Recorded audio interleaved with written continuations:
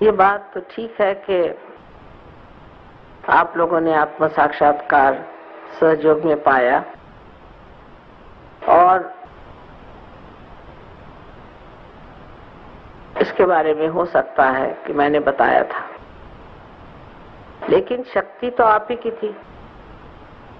आप ही की शक्ति जागृत हुई और आप ही अपनी शक्ति में ही प्राप्त हुई। इसमें मेरा कोई खास लेना देना बनता है, ऐसा मैं नहीं समझती। दूसरी एक और बात आप सोचिए कि जो मैं हूं सो मैं हूं ही, मुझे कुछ होना नहीं था, लेकिन आप लोगों की ये विशेषता है कि आप लोग कुछ हो गए, आपने कुछ पाया, कुछ हासिल किया आपने चीजें। ये कितनी बड़ी बात है कि आप अब अपने आत्मा से स्वयं प्रकाशित हो गए। पहले कहते थे कि गुरु स्वयं प्रकाशित होते थे, आज तो सारे सहयोगी ही स्वयं प्रकाशित है। और फिर सोचिए कि सहयोगी कितने अच्छे लोग हो गए, कितने नेक लोग हैं आप। अनेक धर्मों को लोग मानते हैं और नियम आदि को बहुत ही कठिनाई से पालते हैं, उपवास करते हैं, हिमालय पे जाते हैं, सर के बल खड़े रहते हैं, क्या क्या चीजें करते हैं, लेकिन उनके अंदर आत्म प्रकाश नहीं होता। इसलिए किसी भी धर्म में वो हो, किसी भी प्रणाली में वो चल रहे हो, किसी भी गुरु के साथ वो लगे हुए हो, लेकिन उनके अंदर अपना प्रकाश नहीं होता। जैसे किसी गुरु को मान लिया तो उस गुरु जैसे आप होते नहीं। गुरु को बस मान लिया, भगवान को मान लिया, तो मानने का मतलब यह है कि उनकी जो शक्तियां हैं, उनका जो व्यक्तित्व है वो हमारे अंदर प्रकाशित नहीं हुआ। सिर्फ हमने उनको मान लिया क्योंकि वो ऊंचे इंसान थे। अब किसी भी धर्म में आप जाइए, कोई भी धर्म खराब नहीं। जैसे अभी बताया कि बुद्ध धर्म है, मैंने बुद्ध धर्म के बारे में पढ़ा तो बड़ा आश्चर्य हुआ कि मध्य मार्ग बताया गया था, लेकिन उसके बाद लोग उसको लेफ्ट में और राइट में ले गए। जो राइट में ले गए वो पूरी तरह से सन्यासी हो गए, एसेटिक्स हो गए, फिर उसके बड़े बड़े कठिन मार्ग और उपद्रव निकाले, बड़ी कठिनाई। उसकी वजह उन्होंने सोचा कि बुद्ध क्योंकि सन्यासी हो गए थे, उन्होंने सन्यास ले लिया था और बड़े कठिन मार्ग से उन्होंने इसको प्राप्त किया, इसलिए हमें भी उसी तरह से चलना चाहिए। पर उसके इतनी कठिन चीजें उन्होंने कर दी,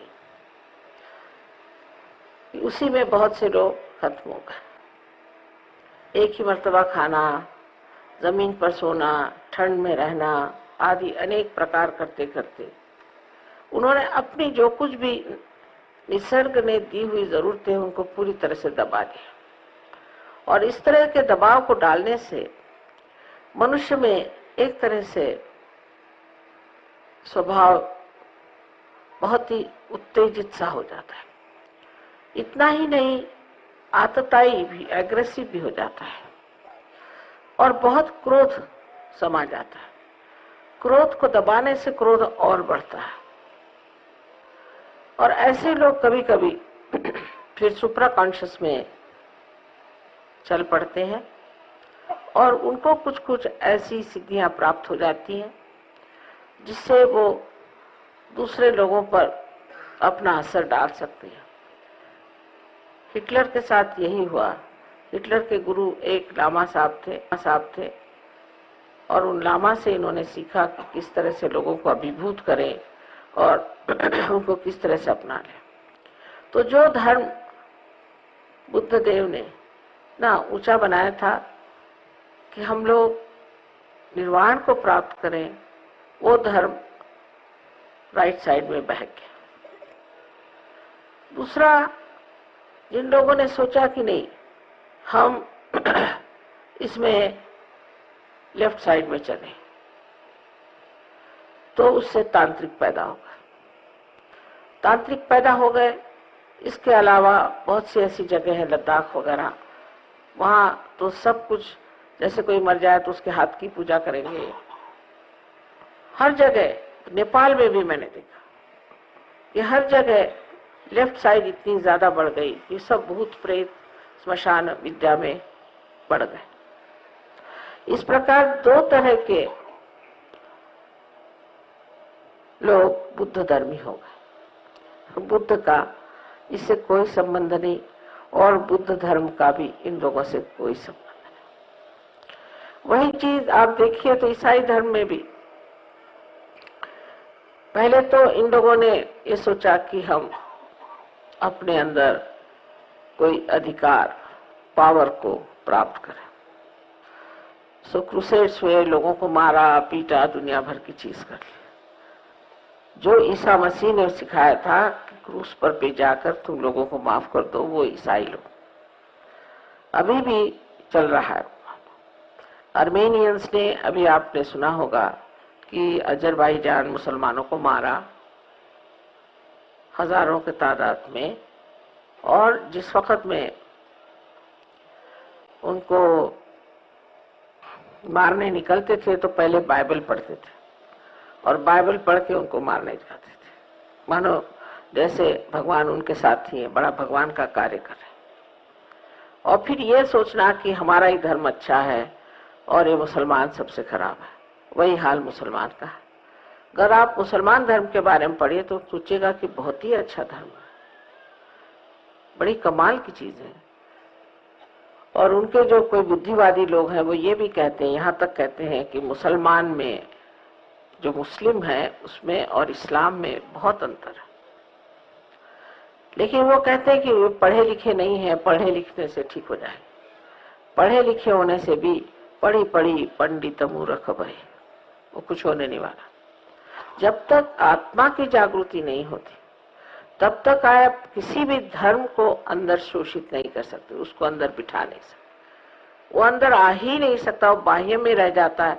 और जब वो बाह्य में रह जाता है तो इसी तरह से वो बहक जाता है। या तो वो अपने शक्ति के पावर ओरिएंटेड होता है, या तो वो मनी ओरिएंटेड होता है, पैसे की ओर दौड़ता है। वो आत्मा की ओर नहीं दौड़ता, स्पिरिट ओरिएंटेड नहीं होता। जब आत्मा का प्रकाश याद आता है तो अकस्मात आदमी उस तत्व को अपने अंदर समाया हुआ पाता है। उसको कोई मेहनत नहीं करती, सहज समाधि लागू, सहज में ही आपके अंदर ये भावना आ जाती। हिंदुओं में अब जो बताया गया है कि सब में आत्मा है, एक ही आत्मा का वास है, फिर हम जात पात कैसे कर सकते हैं? पहली बात तो ये सोचना चाहिए। रामायण जिसने लिखा वो कौन था? वाल्मीकि। एक डाकू था, और डाकू भी था और एक मछुआरा था। उससे रामायण राम ने लिखा दिया, भीलनी के झूठे बेर खा के दिखा दिया। और गीता भी जो लिखी गई व्यास ने, वो कौन था? वो भी एक भीलनी का नाजायज पुत्र था। ये सब उन्होंने इसलिए किया, दिखाने के लिए कि जाति पाति से जो हम एक दूसरे को अलग कर रहे हैं, ये जात एक हमारे अंदर की एप्टीट्यूड है, माने हमारा उस तरफ लगान, झुकाव है। जिसको झुका परमात्मा की ओर है, उसी को ब्राह्मण कहा जा सकता है। उस हिसाब से वाल्मीकि ब्राह्मण थे और व्यास भी ब्राह्मण थे। तो कर्म के अनुसार अपने यहाँ जात बहुत देर बाद मानी गई और उसको बार बार जो जो बड़े बड़े अवतरण हुए उन्होंने खंडित करते गए। आप कबीरदास जी के बारे में जानते हैं कि उनके गुरु ब्राह्मण थे और एक दिन उनको वो जाकर के उनके रास्ते में लेट गए। जब इनके पांव उनको लगे, उन्होंने उनके चरण पकड़ लिए, क्योंकि वो पहुंचे पुरुष थे। उनका ठीक है, उन्हें अपने साथ ले गए और उनको मान लिया और उनका बड़ा महत्व किया। तो नामदेव बहुत बड़े एक कवि थे महाराष्ट्र में, जो कि दर्जी थे। उनकी नौकरानी तो कोई तो भी नीचे जात की स्त्री रही होगी, वो तक उसकी भी कविताएं ग्रंथ साहब में, और नामदेव जी की तो है। गुरु नानक जी ने ये सब पहचाना, क्यों? क्योंकि वो भी पहुंचे हुए पुरुष थे। जो वहां पहुंच जाते हैं वो समझते हैं कि कौन असल में है और कौन नकल में।